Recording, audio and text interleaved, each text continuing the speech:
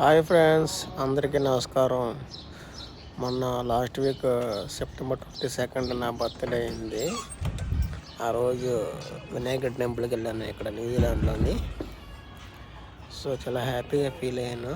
ఎందుకంటే ఆ రోజు టెంపుల్ ఉంటుందో లేదో అని కూడా నాకు తెలియదు. యాక్చువల్లీ మా ఫ్రెండ్కి అడిగితే ఉంటుంది అని చెప్పేసి అన్నారు.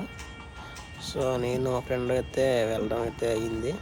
ఇక్కడ అన్ని టెంపుల్స్ ఉంటాయండి. శివయ్య టెంపుల్, నెక్స్ట్ సుబ్రహ్మణ్య స్వామి, వెంకటేశ్వర స్వామి, సాయిబాబా, ఆల్మోస్ట్ అన్ని టెంపుల్స్ ఉంటాయి న్యూజిలాండ్లోని.